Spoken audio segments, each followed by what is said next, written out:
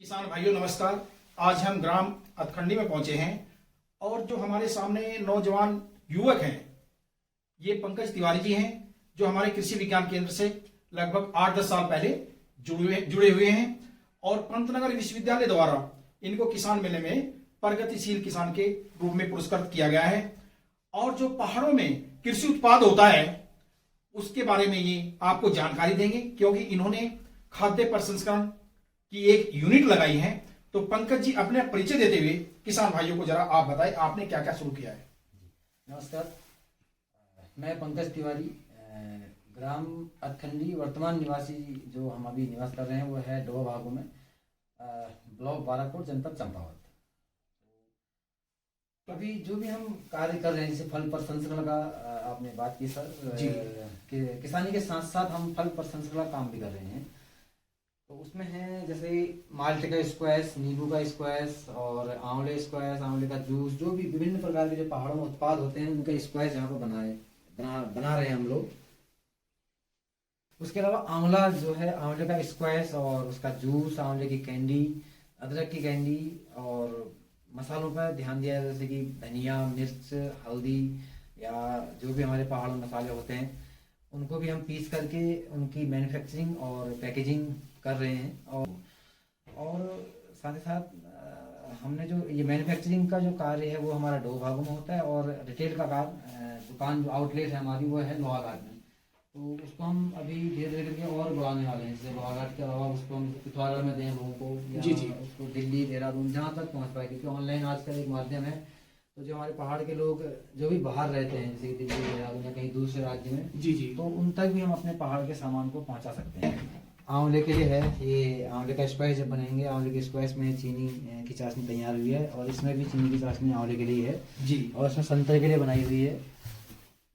तो ऐसे ही अलग अलग चाशनियाँ बना के हम रखते हैं और जब इसमें मिश्रण ये संतरे के लिए है। हाँ, ये है आंवला थ्रेसर जी।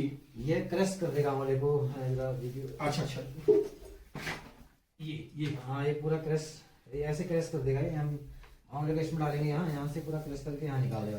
तो क्रश करने के बाद फिर क्या बनाते हैं आंवले का? इसमें क्रश करने के बाद एक जूसर आती है, आंवला जूसर, तो उसमें हम डालते हैं जूसर में, उसका जूस निकल जाता है। ठीक हो गया। तो उसके बाद फिर हम प्रोसेसिंग में डालते हैं उसको। और ये टब में क्या रखा है इसके बारे में एक बात बताइए। ये माल्टा छिल के रखे हैं, अभी इसका जूस निकालेंगे, जूस के बाद फिर इसको ऐसे तैयार होगा। कहते हैं कि पकौड़ी बनाना आसान है, उसका बाजारीकरण करना बड़ा मुश्किल है। तो इसके बारे में थोड़ा बताएं कि मार्केटिंग का आपने कहाँ से प्रेरणा मिली आपको? 2017 में जब हम पंतनगर जब वो पुरस्कार मिल रहा था मुझे 2017 में प्रगतिशील कृषक पुरस्कार जी। तो उस समय हम वहाँ ले गए थे अदरक और गडेरी, ये सब पहाड़ी मसाले जो भी थे। जी जी। तो उस समय तो मेरे लिए एक नया था वो मार्केट, तो उतना मेरे को पता भी नहीं था कि इसमें क्या क्या कैसे कैसे बेच सकते हैं, लोगों से कैसे बोल रहे हैं या जी फिर जी। कुछ इतना अंदाज नहीं था। तो उसमें सर आपकी देन रही श्री फकीर चंद जी की मतलब गुरु जो कह सकता हूँ आप है, मतलब जी जी जी जी। अरे नहीं, ऐसा कुछ नहीं मार्केटिंग है गुरु। सर। जी जी। तो मार्केटिंग में काफ़ी आपने सहयोग दिया मेरा और आशा करते हैं कि आप ऐसे देते रहेंगे सहयोग। जी जी। ऐसे पंकज जी बता रहे हैं कि जब ये स्टॉल में सामान लेके गए तो हमारा कृषि विज्ञान केंद्र का जो स्टॉल लगा था इनका सामान हमने अपने स्टॉल पे ही रखा। और जब ये बच्चे थे जब अपना सामान बेच रहे थे तो एक टाइम ऐसा आया जहाँ 4 दिन का मेला लगता है, पहले दिन ही हमारा सामान सब बिक गया था। फिर पंकज जी ने फोन किया यहाँ से फिर क्या हुआ, दोबारा अदरक मंगाया गया, मंगाई तो वो भी 2 दिन में खत्म होगी। मतलब काफी सहयोग मिला आपका। जी जी। मार्केट कैसे करते हैं और कैसे लोगों से बोलते हैं, ग्राहक को कैसे समझाना है उसके बारे में तो आपने काफी कुछ समझाया।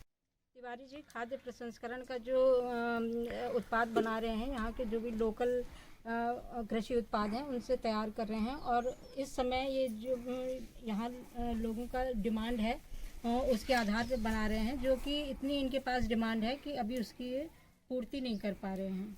जी, जैसे कि लोहागढ़ में जब हमारी दुकान है हिमोत्पाद फल प्रसंस्करण के नाम से है वो दुकान, और वहाँ पे क्या होता है कि हम डिमांड पे आते हैं। जैसे किसी ने माल्टे दे दिए 10 किलो या किसी ने मतलब अपने साथ जो भी उनका उत्पाद है उस हिसाब से वो अपना दुकान में दे जाते हैं हमें, और 1 हफ्ते का हम उन्हें समय देते हैं, 1 हफ्ते से 10 दिन का। तो उसमें हम माल तैयार करने के लिए उनकी डिमांड लेते हैं।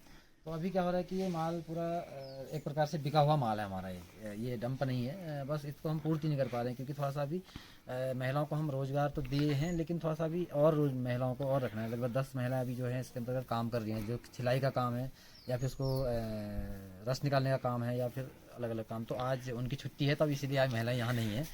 तो और उसके साथ साथ अभी फिर हम क्या करने वाले हैं, पूरे साल भर के लिए 2-3 महिलाओं को रोज़गार में रखने वाले हैं, यानी कि वो पूरा परमानेंट पूरा काम करेंगे।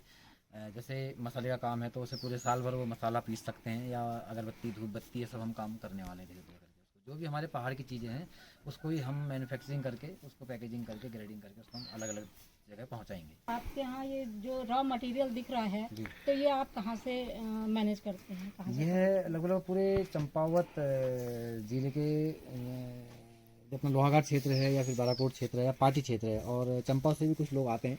तो लगभग एक प्रकार से पूरा जिले का ही मान सकते हैं। और पिछली बार तो मेरे पास हिमाचल से भी आए थे अभी 2 महीने पहले, और अभी पिथौरागढ़ से भी आते हैं रॉ मटेरियल के लिए। तो अभी हम धीरे धीरे उसको पूरे उत्तराखंड का रॉ मटेरियल धीरे धीरे इकट्ठा करने का हमारे ये बना रखा है मन। तो लगभग आपके साथ कितने किसान ऐसे जुड़े हैं जिनसे आप ये कच्चा माल खरीदते हैं, जैसे माल्टा, संतरा या आंवला, ये सब किससे? जो अभी मेरे गिनती के अनुसार माने तो लगभग 200 से 300 किसान तो हैं मेरे पास। तो पंकज तिवारी जी, एक बार ये बता दें किसान भाइयों को कि कृषि विज्ञान केंद्र लोहाघाट की क्या भूमिका रही?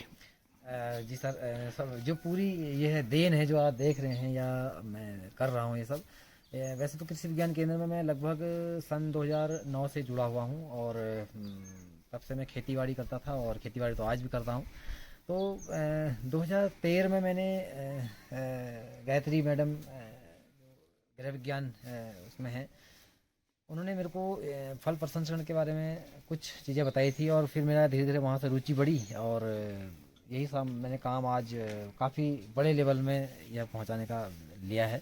तो कृषि विज्ञान केंद्र का मैं बहुत बहुत धन्यवाद भी कहूँगा, क्योंकि मैं ऑफिस टाइम के अलावा भी मतलब कि सुबह 7 बजे या कभी रात के 9 बजे मैं कभी भी किसी भी स्टाफ को फ़ोन करता हूँ तो कोई भी फ़ोन उठा लेते हैं, और जहाँ पर मेरे को समस्याएँ आती हैं बता देते हैं। जैसे मैम की बात कर रहे हैं, मैम को लगभग मैं कभी भी फ़ोन कर लेता हूँ कि मैम यहाँ पे मेरे को अभी भी दिक्कत आ रही है, तो मैम आराम से कभी भी समझा सकती है मेरे को। ये मतलब गायत्री मैम का भी बहुत बहुत धन्यवाद कहूँगा, और पूरे स्टाफ का भी।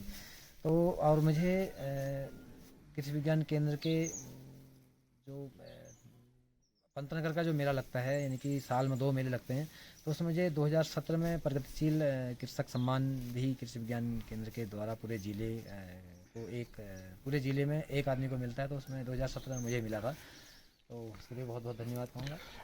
तो पंकज जी, एक बार जो पहाड़ के बेरोजगार नवयुवक हैं उनके बारे में आप क्या कहना चाहते हैं?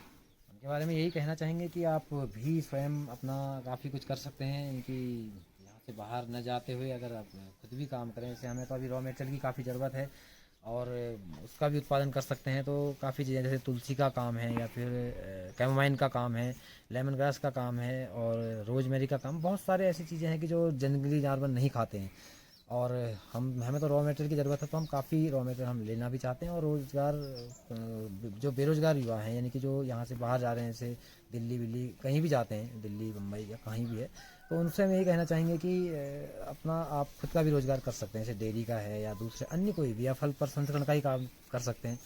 और जिससे कि जैसे हमारे जो पहाड़ के किसान हैं, जो वास्तव में आजकल जैसे आज भी क्या है, माल्टा नींबू जो उगा रहे हैं, उनको अच्छा रेट नहीं मिल पाता है मंडी में। तो इसीलिए यह मैंने सोचा कि जो हमारे साथ किसान जुड़े हुए हैं उनको भी एक अच्छा रेट मिल जाएगा।